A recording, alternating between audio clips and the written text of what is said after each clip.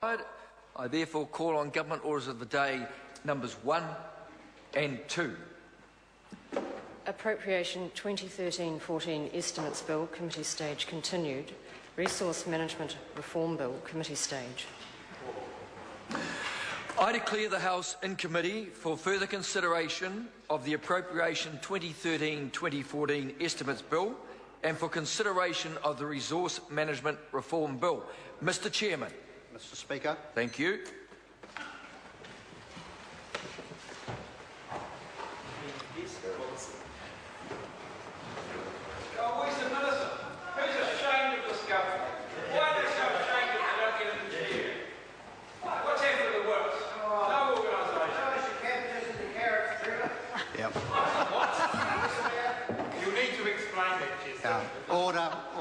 Order, members.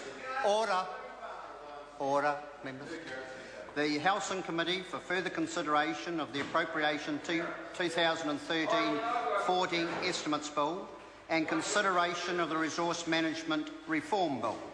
Members, we first turn to the Appropriation 2013 Estimates Bill.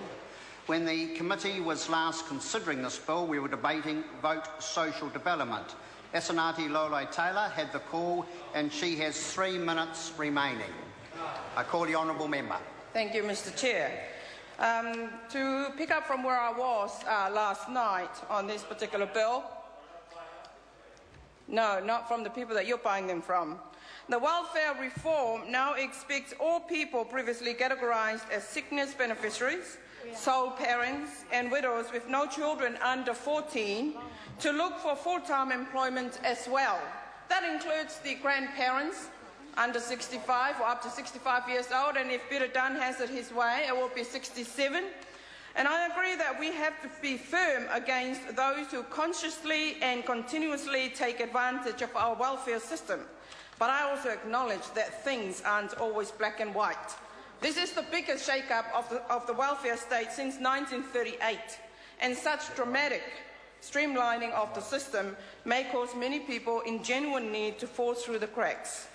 To truly progress social development, it would be useful to refocus on poverty, education, crime, family values, community structure, and other core issues impeding our growth as a society. It's obvious that these reforms are the government's way of saving a quick buck here and there without focusing on bigger problems like job creation. Indeed, what is the use of forcing job seekers and the unemployed into work when we don't have enough jobs or reasonable wages? The paradox of our time, Mr. Chair, under the national government is that spend more but have less. Have more but enjoy less. More medicines but less wellness. Government claims to have more experts, yet more problems. National has multiplied its possession but reduced its values and no principles at all. They talk too much and listen too little. The government seems unhappy, shall I rephrase that? The government seems happy to push people into low-paid, low-security jobs instead of encouraging decent employment and education.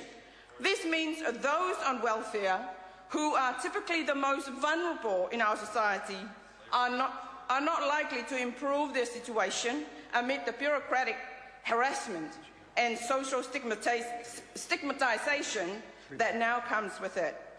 The government is focusing on moving people off welfare rather than providing adequate and secure incomes for families. Other advocacy groups have raised concerns about the detrimental effect on grandparents raising their grandchildren, where they are being told to find work despite their age, ignoring the valuable work that they are doing for the society in saving children from broken homes and relationships.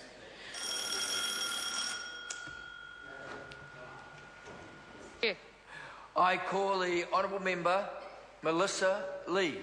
Annyeonghaseyo. Annyeonghaseyo, Mr. Chair. I'd like to start